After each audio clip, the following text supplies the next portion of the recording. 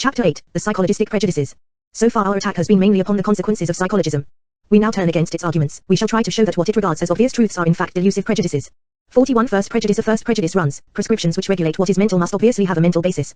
It is accordingly self-evident that the normative principles of knowledge must be grounded in the psychology of knowledge. One's delusion vanishes as soon as one abandons general argumentation and turns to the things themselves. We must first put an end to a distorted notion which both parties share, by pointing out that logical laws, taken in and for themselves, are not normative propositions at all in the sense of prescriptions, i.e. propositions which tell us, as part of their content, how one should judge. One must always distinguish between laws that serve as norms for our knowledge activities, and laws which include normativity in their thought content, and assert its universal obligatoriness. Let us take as an example the well-known syllogistic principle we expressed in the words, a mark of a mark is also a mark of the thing itself. This statement would be commendably brief if its expression were not also an obvious falsehood. To express it concretely, we shall have to adjust ourselves to a few more words. It is true of every pair of characters A, B, that if every object which has the character also has the character B, and if any definite object S has the character A, then it also has the character B, that this proposition contains the faintest thought of normativity must be strongly denied. We can employ our proposition for normative purposes, but it is not therefore a norm. Anyone who judges that every A is also B, and that a certain S is A, ought also to judge that this S is B. Everyone sees, however, that this proposition is not the original proposition of logic, but one that has been derived from it by bringing in the thought of normativity. The same obviously holds of all syllogistic laws, as of all laws of pure logic as such. Too, but not of such laws alone. A capacity for normative use is shared by the truths of other theoretical disciplines, and above all by those of pure mathematics, which are usually kept separate from logic. 3. The well-known principle, A plus B, A, B, equals A 2, B2 tells us, for example, that the product of the sum and the difference of any two numbers equals the difference of their squares. Here there is no reference to our judging and the manner in which it should be conducted. What we have before us is a theoretical law, not a practical rule. If, however, we consider the corresponding practical proposition, to arrive at the product of the sum and difference of two numbers, one should find the difference of their squares, we have conversely uttered a practical rule and not a theoretical law. Here, too, the transformation of law into rule involves a bringing in of the notion of normativity. The rule is the obvious, apodictic consequence of the law, but it nonetheless differs from it in thought content. We can even go further. It is clear that any theoretical truth belonging to any field of theory can be used in a like manner as the foundation for a universal norm of correct judgment. The laws of logic are not at all peculiar in this respect. In their proper nature, they are not normative but theoretical truths, and as such we can employ them, as we can the truths of all other disciplines, as norms for our judgment. We cannot, however, treat the general persuasion that the laws of logic are norms of thinking as quite baseless, nor the obviousness with which it impresses us as a mere delusion. These laws must have some intrinsic prerogative in the regulation of our thought. But does this mean that the idea of regulation, or of an ought, must therefore form part of the content of such laws? Can it not follow from that content with self-evident necessity? In other words, may not the laws of logic and pure mathematics have a distinctive meaning content which gives them a natural right to regulate our thought? This simple treatment shows us how both sides have made their mistakes. The anti-psychologists went wrong by making the regulation of knowledge the essence, as it were, of the laws of logic. The purely theoretical character of formal logic, and its identity of character with formal mathematics, were thereby insufficiently recognized. It was correctly seen that the set of laws treated in traditional syllogistic theory were remote from psychology. Their natural right to regulate knowledge was recognized, for which reason they must be made the kernel of all practical logic. The difference between the proper content of these laws, and their function, their practical application, was, however, ignored. Men failed to see that so-called basic laws of logic were not in themselves norms, though they could be used normatively. Concern with this normative use had led men to speak of such laws as laws of thought, and so it appeared that these laws, too, had a psychological content, and that their only difference from what are ordinarily called psychological laws lay in this normative function, not possessed by other psychological laws. The psychologistic thinkers, on the other hand, went wrong in putting forward a presumed axiom whose invalidity we may expose in a few words. It is entirely obvious that each general truth, whether psychological or not, serves to found a rule for correct judgment, but this not only assures us of the meaningful possibility, but even of the actual existence of rules of judgment which do not have their basis in psychology. Not all rules which set standards for correct judgment are on that account logical rules. It is, however, evident that, of the genuinely logical rules which form the nucleus of a technology of scientific thinking, only one set permits and demands a psychological establishment, the technical precepts specifically adapted to human nature concerning the acquisition and criticism of scientific knowledge. The remaining, much more important group consists of normative transformations of laws, which belong solely to the objective or ideal content of the science. Psychological logicians, even such as are of the stature of a mill or a sick wart, treat science from its subjective side, as a methodology of the specifically human acquisition of knowledge, rather than from its objective side, as the idea of the theoretical unity of truth, and therefore lay one-sided stress on the methodological tasks of logic. In doing so they ignore the fundamental difference between the norms of pure logic and the technical rules of a specifically human art of thought. These are totally different in character in their content, origin and function. The laws of logic, seen in their original intent, concern only what is ideal, while these methodological propositions concern only what is real. If the former spring from immediately evident axioms, the latter spring from empirical facts, belonging mainly to psychology. If the formulation of the former promotes our purely theoretical interests, and gives only subsidiary practical help, the latter, on the other hand, have an immediate practical aim, and they only give indirect help to our theoretical interests, insofar as they aim at the methodical progress of scientific knowledge. 42 Elucidations. Every theoretical statement, we saw above, permits of a normative transformation. But the rules for correct judgment which thus arise, are not, in general, such as logic, considered as a technology, requires, few of them are, as it were, predestined to normativity. If such a logical technology is to be of real help in our scientific endeavors, it must not presuppose that full knowledge of the complete sciences which we hope to achieve by its means. We shall not be helped by the mechanical restatement of all given theoretical knowledge as norms. What we need are general norms, extending beyond all particular sciences to the critical evaluation of theoretical knowledge and its methods in general, as well as practical rules for its promotion. This is exactly what logic as a technology aims at, and if it aims at this as a scientific discipline, it must itself presuppose certain items of theoretical knowledge. It is clear from the start that it must attach exceptional worth to all knowledge resting only on the notions of truth, proposition, subject, predicate, object, property, ground and consequent, relation and relatum, etc. For all science in its objective, theoretical aspects, i.e. in respect of what it tells us, consists of truths. Truth pertains to propositions. All propositions have subjects and predicates, and refer by way of these to things or properties. Propositions are connected as grounds and consequents, etc. Those truths, it is now clear, which have their roots in such essential constituents of all science considered as an objective theoretical unity, truths which, accordingly, cannot be thought away without thinking away all that gives science as such its objective purchase and sense. Such truths obviously provide the fundamental standards by which we can decide whether anything claiming to be a science, or to belong to one, whether as premise, conclusion, syllogism, induction, proof or theory, really lives up to its intentions, or does not rather stand in a priori conflict with the ideal conditions of the possibility of theory and science as such. Men should admit that truths which have their roots in the concepts which constitute the objectively conceived idea of science, cannot also belong to the field of any particular science. They should see that such truths, being ideal, cannot have their home ground in the sciences of matter of fact, and therefore not in psychology.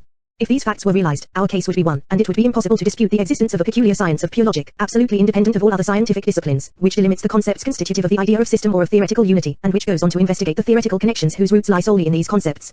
This science would have the unique peculiarity of itself, qua form, underlying the content of its laws, the elements and theoretical connections of which it, as a systematic unity of truths, consists, are governed by the very laws which form part of its theoretical content.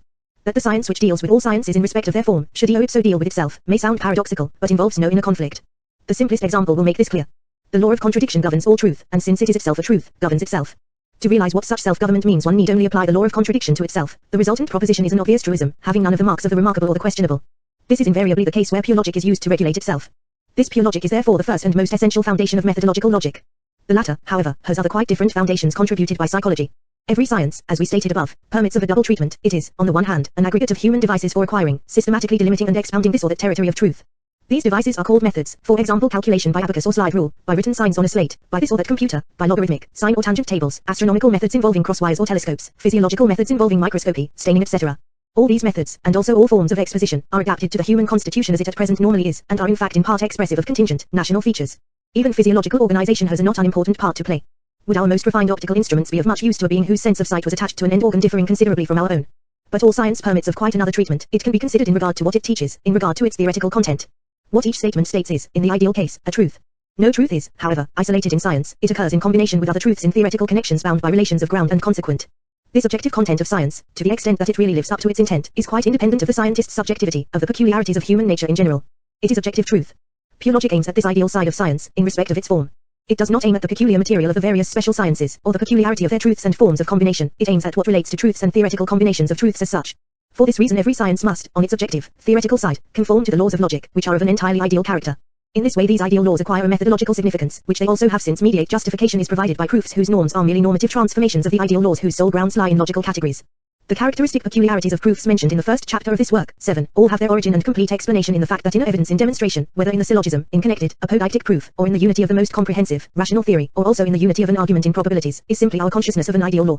Purely logical reflection, whose first historic awakening occurred in the genius of Aristotle, abstracts the underlying law itself, and then brings the multiplicity of laws discoverable in this manner, and at first seen in isolation, under primitive basic laws, and so creates a scientific system which, in a purely deductive order, permits the derivation of all possible laws of pure logic, all possible forms of syllogisms, proofs etc.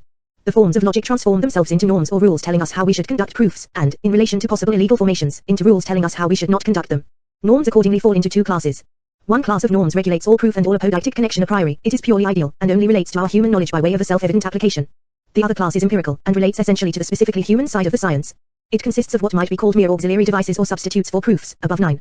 It has its roots in our general human constitution, in the main, in our mental constitution, since this is more important for logical technology, but also in part in our physical constitution. 443 A look back at the opposed arguments of idealism.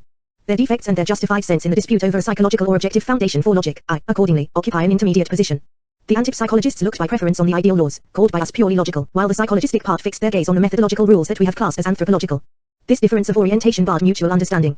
The psychologistic party were little inclined to do justice to the worthwhile core of their opponents' arguments, but this is understandable when we reflect how psychological motives and confusions played their part in these arguments, despite all pretensions to avoid them. The actual content of works which claim to expound formal or pure logic must have confirmed the psychologistic party in their negative attitude, and must have made them feel that the projected discipline really only dealt with a piece of shamefaced, and therefore arbitrarily restricted psychology of cognition, or with a set of rules for cognition founded upon this. The anti-psychologistic party were not at least in a position to put stress in their argument on the fact that psychology deals with laws of nature, whereas logic deals with normative laws. Compare above 19, and the citation from Drobishin 13. The opposite of a law of nature, as an empirically based rule regarding what in fact is and occurs, is not a normative law or a prescription, but an ideal law, in the sense of one based purely on concepts, ideas, purely conceived essences, and so not empirical. To the extent that formal logicians, in their talk of normative laws, were concerned with this purely conceptual, a priori character, their arguments hit on a point that was undoubtedly correct. But they overlooked the theoretical character of the laws of pure logic. They failed to recognize the difference between theoretical laws destined by their content to the regulation of cognition, and normative laws which are intrinsically and essentially prescriptive. It is not even correct to say that the opposition between truth and falsehood is irrelevant to psychology, for truth is certainly apprehended in knowledge, and the ideal thereby becomes a determination of a real experience. But the propositions, on the other hand, which treat of this determination in its conceptual purity are not laws of real psychical happenings. The psychologistic party were wrong in this regard. Ignoring the essence of the ideal in general, they also ignored the ideality of truth. This important point will require further and fuller discussion. The final argument of the anti-psychologistic party likewise combines truth with error. Since no logic, whether formal or methodological, can provide criteria by which every truth can be recognized as a truth, there is no circle in seeking a psychological basis for logic. It is, however, one thing to ask for such a psychological basis for logic, understanding logic in the usual sense of a technology, and quite a different thing to seek such a basis for the theoretically closed group of logical propositions that we style purely logical. It is in this respect quite repugnant, though only in a few circular cases, to deduce propositions rooted in the essential constituents of all theory, and so in the conceptual form of the systematic content of science as such, from the contingent content of some special science, and of factual science at that. Let one but conceive the principle of contradiction clearly, and then seek its foundation in some special science. Let one conceive of a truth which rests on the sense of truth as such, and then base it on truths about numbers, stretches etc., or even about physical or mental matters of fact. The repugnance of such proceedings was at least clear to the exponents of formal logic, except that their confusion of purely logical with normative laws or criteria, obscured their good ideas and rendered them inoperative. The repugnancy consists basically in the fact that propositions relating to mere form, i.e. to the conceptual elements of scientific theory as such, were to be deduced from propositions having a wholly heterogeneous content. 5 In the case of primitive principles like the law of contradiction, the modus ponens etc., this repugnancy would plainly amount to a circle insofar as the deduction of these principles would involve steps that presupposed them, not in the form of premises, but in the form of deductive principles upon whose validity the sense and validity of the deduction depends. One could, in this respect, speak of a reflective circle, as against the usual, direct circle forward/us in demonstrando, where premises and conclusions overlap. Of all sciences only pure logic escapes such objections, since its premises are homogeneous in respect of their objects with the conclusions they establish. Pure logic further escapes circularity in that, in a given deduction, it never proves principles which the deduction itself presupposes, and that it never proves principles that every deduction presupposes, but that it simply lays them down as axioms at the summit of all its deductions. Pure logic, therefore, has the extraordinarily difficult task of analytically ascending to such axioms as are indispensable starting points for deduction, and are also irreducible to one another without a direct or a reflective circle, and then constructing and arranging a deduction for the theorems of logic, of which the rules of the syllogism form a small part, so that at each step, not only the premises, but also the principles of our deductive transitions, are either among our axioms, or among our previously proven theorems. 44 Second prejudice. To confirm his first prejudice that rules for cognition must rest on the psychology of cognition, the psychologistic party appeals to the actual content of logic. Compare the arguments of 15 above, p. 52, part 2. What is logic about? Everywhere it concerns itself with presentations and judgments, with syllogisms and proofs, with truth and probability, with necessity and possibility, with ground and consequent, and with other closely related or connected concepts. But what can be thought of under such headings but mental phenomena and formations? This is obvious in the case of presentations and judgments. Syllogisms, however, are proofs of judgments by means of judgments, and proof is plainly a mental activity. Talk of truth, probability, necessity, possibility etc. likewise concerns judgments. What they refer to can only be manifested or experienced in judgments. Is it not, therefore, strange that one should wish to exclude from psychology propositions and theories which relate to psychological phenomena? In this regard the distinction between purely logical and methodological propositions is pointless. The objection affects both equally. Every attempt, therefore, to extrude even a part of logic from psychology, on ground of its pretended purity, must count as radically mistaken. 45 Refutation. Pure mathematics would likewise be made a branch of psychology. Obvious as all this may seem, it must be mistaken. This is shown by the absurd consequences which, as we know, psychologism cannot escape. There is, however, another reason for misgiving, the natural affinity between purely logical and mathematical doctrine, which has often led to an assertion of their theoretical unity. We have already mentioned by the way that even Lotz taught that mathematics must be regarded as an independently developed branch of general logic. Only a practically motivated division of teaching can, he thinks, blind us to the fact that mathematics has its whole home ground in the general field of logic, ed. 2, 18, p. 34 and 112, p. 138. To which Real adds that one could well say that logic coincides with the general part of purely formal mathematics, taken in the sense of H. Hankel, a real, der Philosophist Kritisismus und seine Bedeutung für die positive Wissenschaft, Volume 2, Part 1, p. 226. However this may be, an argument that is correct for logic must be approved in the case of arithmetic as well. Arithmetic sets up laws for numbers, for their relations and combinations. Numbers, however, are the products of colligation and counting, which are mental activities. Relations arise from relating activities, combinations from acts of combination. Adding and multiplying, subtracting and dividing, these are merely mental processes. That they require sensuous supports makes no difference, since this is true of any and every act of thinking. Sums, products, differences and quotients, and whatever may be determined in arithmetical propositions, are merely mental processes, and must as such obey mental laws. It may be highly desirable that modern psychology with its earnest pursuit of exactness should be widened to include mathematical theories, but it would hardly be much elevated by the inclusion of mathematics itself as one of its parts. For the heterogeneity of the two sciences cannot be denied. The mathematician, on the other hand, would merely smile if psychological studies were pressed upon him as supposedly providing a better and deeper grounding for his theoretical pronouncements. He would rightly say that mathematics and psychology belong to such different worlds, that the very thought of interchange among them was absurd. Here, if anywhere, talk of Vita, 3a1 SIAO is applicable. 646 The research domain of pure logic is, like that of mathematics, an ideal domain. These objections may have taken our argument far afield, but, when we attend to their content, they help us to state the basic errors of our opponent's position. The comparison of pure logic with pure mathematics, its mature sister discipline, which no longer needs fight for its right to independent existence, provides us with a reliable leitmotif. We shall first glance at mathematics. No one regards the theories of pure mathematics, for example the pure theory of numbers, as parts or branches of psychology, though we should have no numbers without counting, no sums without addition, no products without multiplication etc. The patterns of all arithmetical operations refer back to certain mental acts of arithmetical operation, and only in reflection upon these can we show what a total, sum, product etc. is. In spite of the psychological origin of arithmetical concepts, everyone sees it to be a fallacious theorem to demand that mathematical laws should be psychological. How is this to be explained? Only one answer is possible. Counting and arithmetical operation as facts, as mental acts proceeding in time, are of course the concern of psychology, since it is the empirical science of mental facts in general. Arithmetic is in a totally different position. Its domain of research is known, it is completely and exhaustively determined by the familiar series of ideal species 1, 2, 3. In this sphere there can be no talk of individual facts, of what is temporally definite. Numbers, sums and products and so forth are not such casual acts of counting, adding and multiplying etc., as proceed here and there. They also differ obviously from presentations in which they are given. The number 5 is not my own or anyone else's counting of 5, it is also not my presentation or anyone else's presentation of 5. It is in the latter regard a possible object of acts of presentation, whereas, in the former, it is the ideal species of a form whose concrete instances are found in what becomes objective in certain acts of counting, in the collective whole that these constitute. In no case can it be regarded without absurdity as a part or side of a mental experience, and so not as something real. If we make clear to ourselves what the number 5 truly is, if we conceive of it adequately, we shall first achieve an articulate, collective presentation of this or that set of 5 objects. In this act the collection is intuitively given in a certain formal articulation, and so as an instance of the number species in question. Looking at this intuited individual, we perform an abstraction, i.e. we not only isolate the non-independent moment of collective form in what is before us, but we apprehend the idea in it. The number 5 as the species of the form swims into our conscious sphere of reference. What we are now meaning is not this individual instance, not the intuited object as a whole, not the form immanent in it, but still inseparable from it. What we mean is rather the ideal form species, which is absolutely one in the sense of arithmetic, in whatever mental act it may be individuated for us in an intuitively constituted collective, a species which is accordingly untouched by the contingency, temporality and transience of our mental acts. Acts of counting arise and pass away and cannot be meaningfully mentioned in the same breath as numbers. Arithmetical propositions are concerned with such ideal unities, lowest species in a heightened sense quite different from that of empirical classes, and this holds both of numerical propositions, arithmetical singulars, and of algebraic propositions, arithmetical generalizations. They tell us nothing about what is real, neither about the real things counted, nor about the real acts in which they are counted, in which such and such indirect numerical characteristics are constituted for us. Concrete numbers and numerical propositions belong in the scientific fields to which the relevant concrete units belong. Propositions about arithmetical thought processes belong in psychology. In strict propriety, arithmetical propositions say nothing about what is contained in our mere number presentations, as little as they speak of other presentations, do they speak of ours. They are rather concerned with absolute numbers and number combinations in their abstract purity and ideality. The propositions of universal arithmetic, the nomology of arithmetic we may call it, are laws rooted in the ideal essence of the genus number. The ultimate singulars which come within the range of these laws are ideal singulars, they are the determinate numbers, i.e. the lowest specific differences of the genus number. It is to these singulars that arithmetically singular propositions relate, propositions which belong to the arithmetic of definite numbers. These arise through the application of universal arithmetical laws to numerically specific numbers, they express what is purely part of the ideal essence of these numbers. None of these propositions reduces to one that has empirical generality, not even to the widest case of such generality, one that applies without exception to the entire real world. What we have here said in regard to pure arithmetic carries over at all points to pure logic. In the latter case too, we accept as obvious the fact that logical concepts have a psychological origin, but we deny the psychologistic conclusion to which this seems to lead. In consideration of the domain that must be granted to logic in the sense of a technology of scientific knowledge, we naturally do not doubt that logic is to a large extent concerned with our mental states. Naturally the methodology of scientific research and proof must take full cognizance of the nature of the mental states in which research and proof take their course. Logical terms such as presentation, concept, judgment, syllogism, proof, theory, necessity, truth etc. may therefore, and must therefore, come up as general names for psychical experiences and dispositions.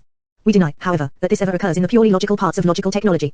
We deny that the theoretical discipline of pure logic, in the independent separateness proper to it, has any concern with mental facts, or with laws that might be styled psychological. We saw that the laws of pure logic, for example the primitive laws of thought, or the syllogistic formulae, totally lose their basic sense, if one tries to interpret them as psychological. It is therefore clear from the start that the concepts which constitute these and similar laws have no empirical range. They cannot, in other words, have the character of those mere universal notions whose range is that of individual singulars, but they must be notions truly generic, whose range is exclusively one of ideal singulars, genuine species.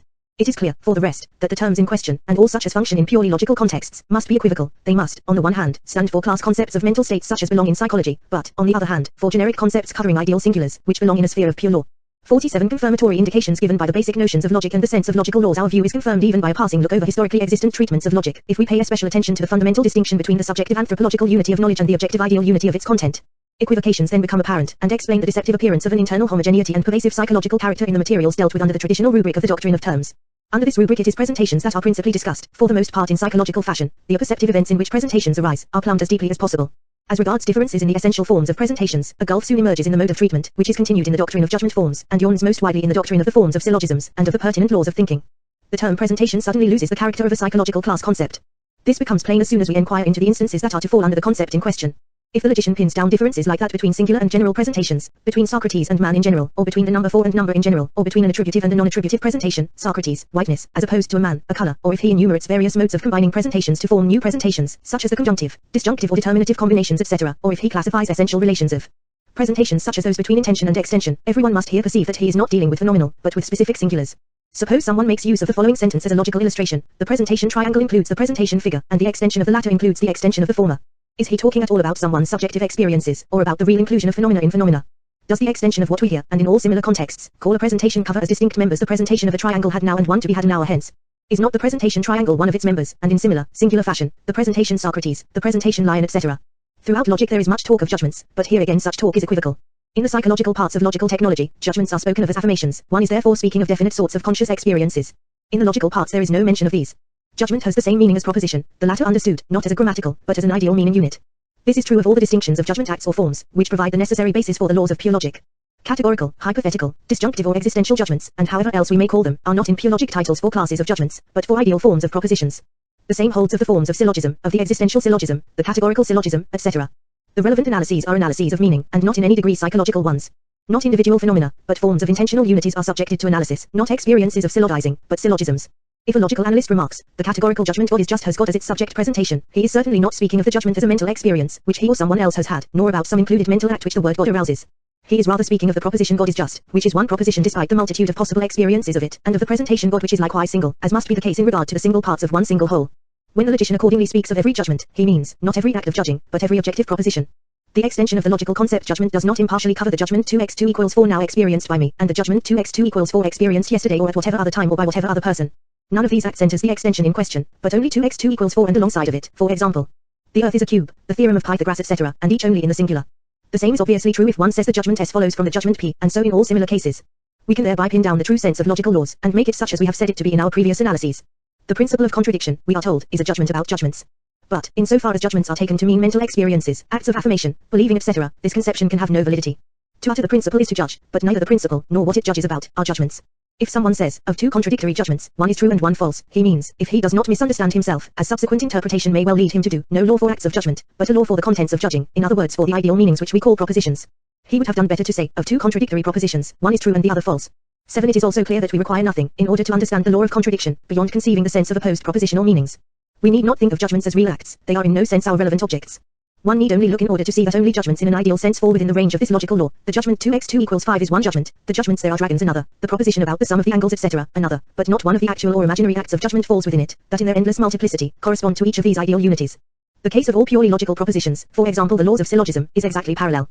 The distinction between the psychological mode of treatment, whose terms function as class terms for mental states, and the objective or ideal mode of treatment where the same terms stand for ideal genera and species, is not a subsidiary, or a merely subjective distinction. It determines the difference between essentially distinct sciences. Pure logic and arithmetic, as sciences dealing with the ideal singulars belonging to certain genera, or of what is founded a priori in the ideal essence of these genera, are separated from psychology, which deals with the individual singulars belonging to certain empirical classes. 48. The decisive differences. We shall conclude by stressing the decisive differences on whose recognition or non-recognition one's total response to the psychologistic line of argument depends. These are as follows. 1. There is an essential, quite unbridgeable difference between sciences of the ideal and sciences of the real. The former are a priori, the latter empirical. The former set forth ideal general laws, grounded with intuitive certainty in certain general concepts, the latter establish real general laws, relating to a sphere of fact, with probabilities into which we have insight. The extension of general concepts is, in the former case, one of lowest specific differences, in the latter case one of individual, temporally determinate singulars.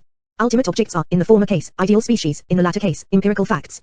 The essential differences between natural laws and ideal laws, between universal propositions of fact, perhaps disguised as general propositions, all ravens are black, the raven is black, and genuine generalizations, such as the universal propositions of pure mathematics, between the notion of an empirical class and that of an ideal genus etc. A correct assessment of these differences presupposes the complete abandonment of the empiricistic theory of abstraction, whose present dominance renders all logical matters unintelligible. We shall have to speak in detail of this matter later on, compare investigation 11. 2. In all knowledge, and particularly in all scientific knowledge, there are three fundamentally distinct patterns of connection. A pattern of connection of cognitive experiences, in which science is subjectively realized. A psychological pattern of connection among the presentations, judgments, insights, surmises, questions etc., in which research is carried out, in which a theory already discovered receives its insightful thinking out. B. A pattern of connection among the matters investigated and theoretically known in the science, which constitute its sphere of territory. The pattern of connection of investigation and knowing is plainly quite different from that of what is investigated and known. C. The logical pattern of connection, i.e. the specific pattern of connection of the theoretical ideas in which the unity of the truths of a scientific discipline, and those, in particular, of a scientific theory or proof or inference, are constituted, the unity of concepts in a true proposition, of simple truths in truth combinations etc. In the case, for example, of physics we distinguish between the pattern of connection of the mental states of the physical thinker from that of the physical nature that he knows, and both from the ideal pattern of connection of the truths in physical theory, for example in the unity of analytical mechanics, of theoretical optics etc. Even the form of an argument in probability, which governs the connection between facts and hypotheses, is part of this logical line. The logical pattern of connection is the ideal form for the sarke of which we speak in specie of the same truth, the same syllogism or proof, the same theory and rational discipline, by whomsoever these same things may be thought. This unity of form is one of legal validity, of the validity of laws under which all these same things stand, the validity, i.e. of the laws of pure logic, which accordingly overshadow all science, and do so, not in respect of the psychological or objective content of science, but in respect of its ideal meaning load.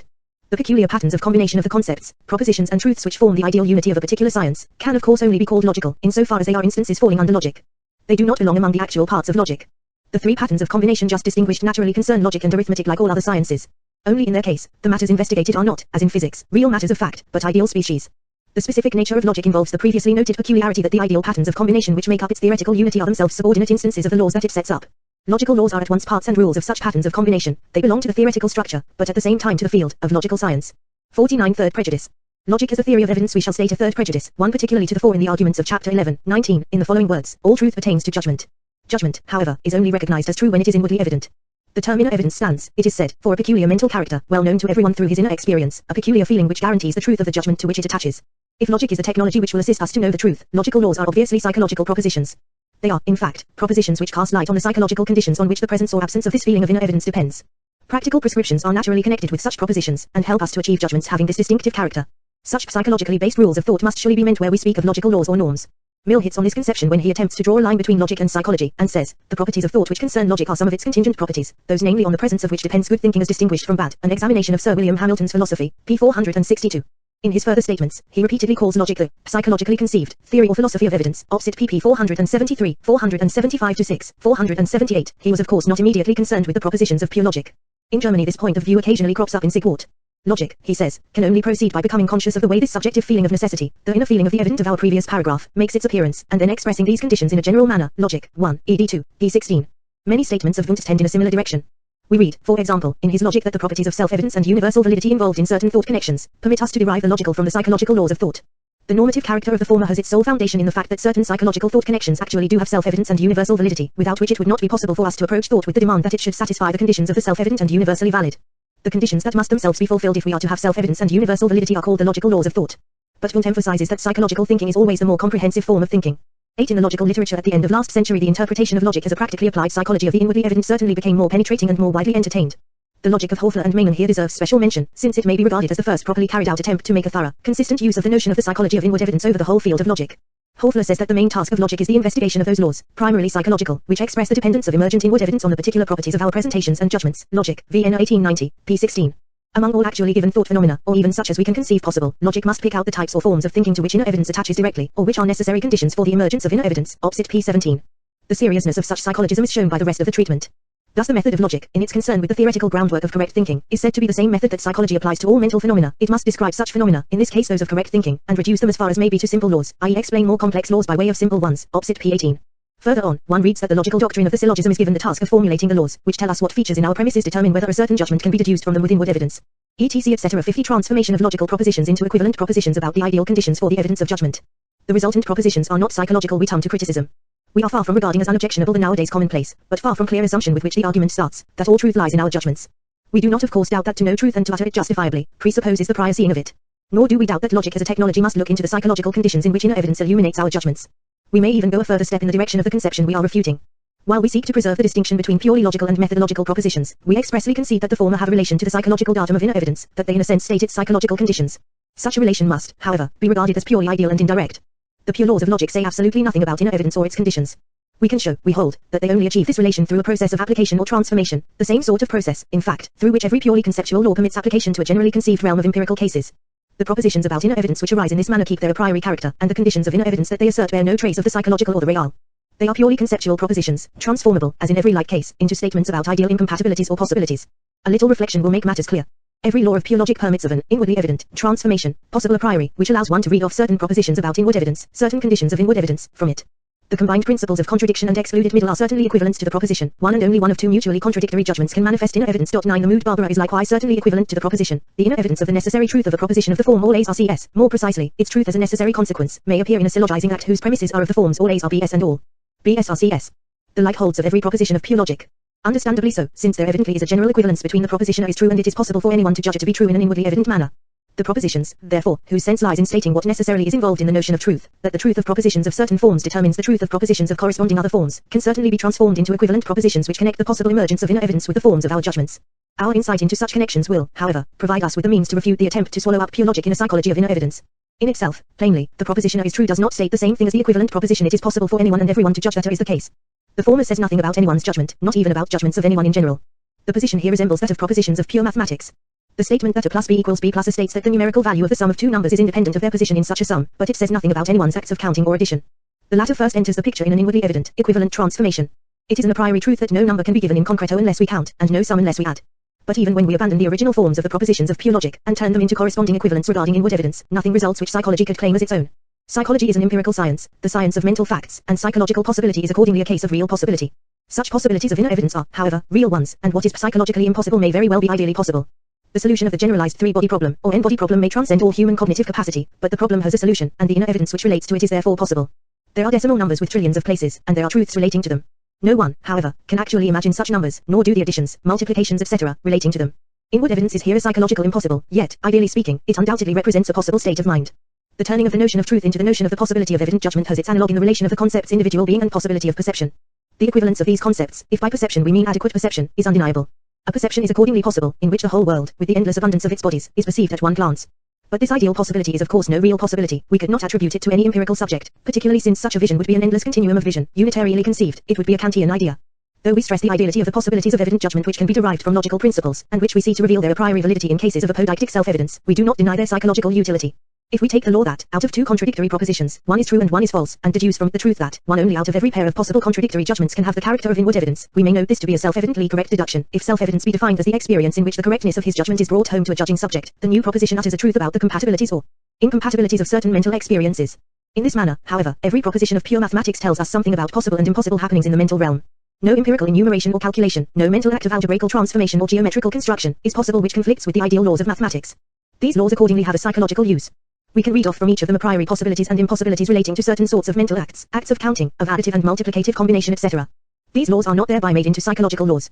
Psychology, the natural science concerned with what we mentally live through, has to look into the natural conditions of our experience. In its field are specifically to be found the empirically real relationships of our mathematical and logical activities, whose ideal relations and laws make up an independent realm. This latter realm is set up in purely universal propositions, made up out of concepts which are not class concepts of mental acts, but ideal concepts of essence, each with its concrete foundation in such mental acts or in their objective correlates. The number 3, the truth named after Pythagoras etc., are, as our discussion showed, neither empirical one singulars nor classes of singulars. They are ideal objects ideationally apprehended in the correlates of our acts of counting, of inwardly evident judging etc. In relation to inner evidence, psychology has therefore merely the task of tracking down the natural conditions of the experiences which fall under this rubric, of investigating the real contexts in which, as experience shows, inward evidence arises and perishes. Such natural conditions are concentration of interest, a certain mental freshness, practice etc. Their investigation does not lead to knowledge which is exact in its content, to inwardly evident, truly law-like generalizations, but only to vague, empirical generalizations. The inward evidence of our judgments does not merely depend on such psychological conditions, conditions that one might also call external and empirical, since they are rooted not purely in the specific form and matter of our judgment, but in its empirical context in mental life. It depends also on ideal conditions. Each truth stands as an ideal unit over against an endless, unbounded possibility of correct statements which have its form and its matter in common. Each actual judgment, which belongs to this ideal manifold, will fulfill, either in its mere form or in its matter, the ideal conditions for its own possible inward evidence. The laws of pure logic are truths rooted in the concept of truth, and in concepts essentially related to this concept. They state, in relation to possible acts of judgment, and on the basis of their mere form, the ideal conditions of the possibility or impossibility of their inner evidence. Of these two sorts of conditions of the inwardly evident, the former relates to the special constitution of the sorts of psychical being which the psychology of the period recognizes, psychological induction being limited by experience. The other conditions, however, have the character of ideal laws, and hold generally for every possible consciousness. 51 The decisive points in this dispute. A final clearing up of our present dispute depends likewise on a correct discernment of the most fundamental of epistemological distinctions, the distinction between the real and the ideal, or the correct discernment of all the distinctions into which this distinction can be analyzed. We are here concerned with the repeatedly stressed distinctions between real and ideal truths, laws, sciences, between real and ideal, individual and specific, generalities and also singularities etc.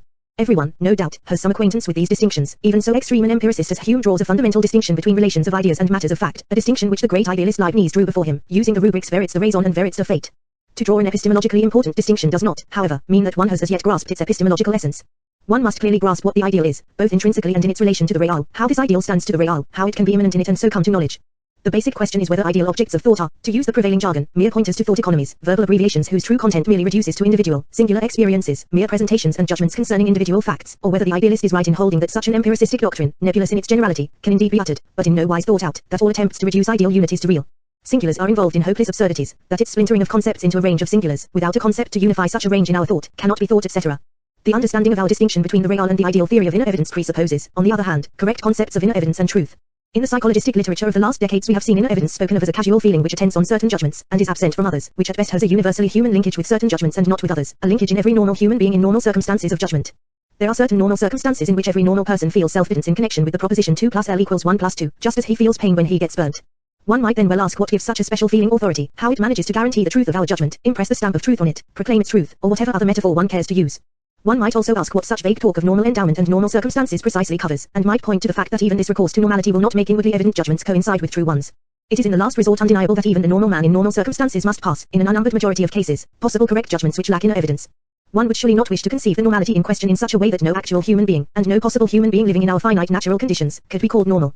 Empiricism altogether misunderstands the relation between the ideal and the real. It likewise misunderstands the relation between truth and inner evidence.